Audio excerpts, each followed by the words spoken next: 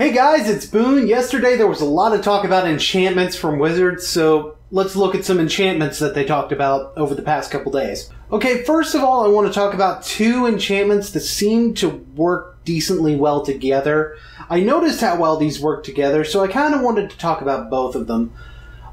First of all, we got Flame Shadow Conjuring. It's 4 mana for an enchantment, obviously, and you can pay a red whenever you put a non-token creature into play.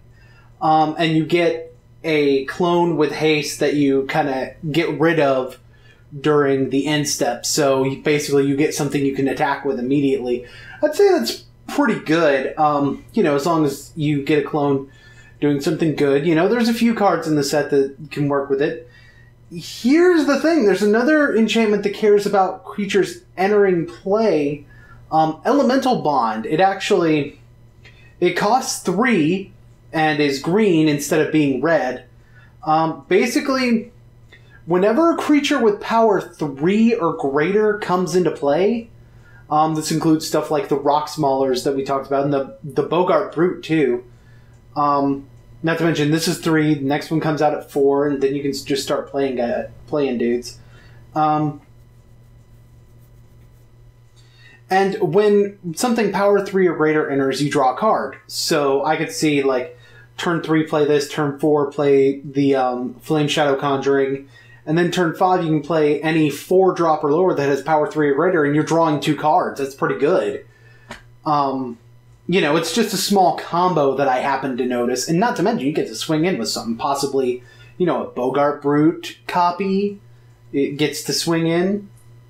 I'd say those combo well pretty decently together. Right, next is a card that got talked about being used in a lot of formats. This is a card that can very much turn something that would be a disadvantage on a card that you have into an advantage. Potentially also, you know, really hurting some things that are currently in the meta.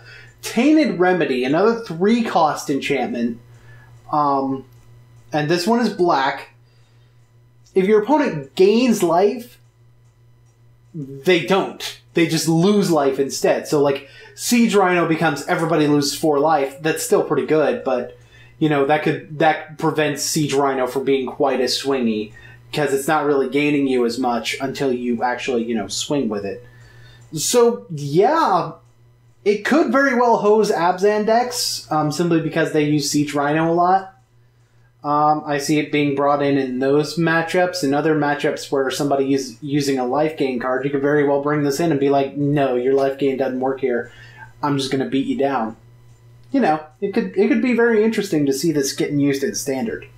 Alright, this next card leads me to believe that they may be going into the potential for possibly, I don't know, like 5-color enchantments or something? Starfield of Nyx. It is 5 for an enchantment, and at the beginning of your upkeep, you can return an enchantment from your graveyard to the battlefield, and as long as you control 5 or more enchantments, all of your non-auras are creatures with power and toughness based on their mana cost.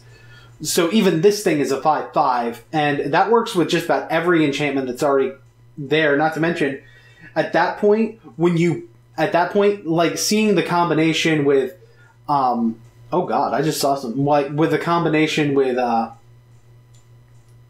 the Flame Shadow Conjuring and and the Elemental Bonds, you pay a 3 or higher cost enchantment, you're drawing a card. And you can make a copy of that enchantment for a turn, so you can have 2 copies of an enchantment for a turn. Yeah, that's pretty crazy. That's a crazy combo right there that I just now thought of. Admittedly, it takes a lot to make that work, but, you know, it could happen. Somebody might try it. I don't know. Maybe they must be going for, like, giving enchantments even more to work with before Theros rotates out. Alright, now I'm going to talk about an enchantment that seems like it's an upgrade over an enchantment that was previously seen. Sphinx's Tutelage, an enchantment that's not in this set, but an enchantment that I know about and that I've used before. It's 3 for an enchantment that mills your opponent for 2 when you draw, and if those 2 share a color, and are both non-lands, then can lands share a color since they're all colorless? I mean, I guess if you mill 2 Dryad Arbors in Modern or something, that would be relevant, but meh. Anyway, if they share a color, you repeat it. You repeat it. This will completely kill monocolored decks if you bring this in. You draw, they just start milling like crazy until they hit land. And then you can pay 6 to draw and ditch. That's really expensive. You're not playing this card for that. You're not playing this card to do that. If you're at that point where you have nothing to do, then you may as well be like, okay, mill you. Just mill you. You know, whatever. The first effect is what you're playing the card for. Not to mention, again, this thing is a 3/3 if you have the Starfield of Nyx. And, you know, the previous card I was talking about was Jace's Erasure, which is whenever you draw, your opponent mills 1. So, basically, it's like, this thing is just, they mill 2, and they couldn't be milling more, so you're paying the 1 extra mana for extra effect. I like it. I do. Because it puts your opponent on a pretty heavy clock. I like this for a potential mill strategy.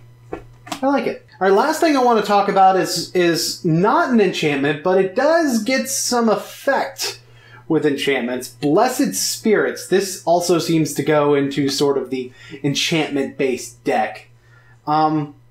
It's a white creature. It's 3 mana for a 2/2 flyer, and it gets a +1/+1 counter whenever you cast an enchantment. So that seems pretty good with some of these other cards. Especially since if you've got the mana to play another enchantment afterwards, you could very well go with the Conjuring. I know I'm talking about that combo a lot, but some of this combo stuff I'm talking about, it's not that great, but, you know, it's something you can do. Like, this could be a potential big threat, and it's kind of a constellation card that isn't an enchantment, so it doesn't really trigger off of itself. I don't know, this could be pretty good. This could be a nice card to play. There may be, like, some sort of enchantment draft deck going around when Origins comes out, so keep an eye out for that. I think all these cards are pretty good. I think this is a nice last taste of enchantments before they kind of go away for a while. Well, no, I wouldn't say that. They're not really going away. The enchantments are just being lessened in importance because Theros is not there. We're not going to have enchantment creatures, and we're not going to have some of the crazy enchantments that we had. But then again, we're still going to have Jeskai Ascendancy. So there's that. Oh god, Jeskai Ascendancy with Sphinx's Tutelage. Oh, these things are good cards, alright?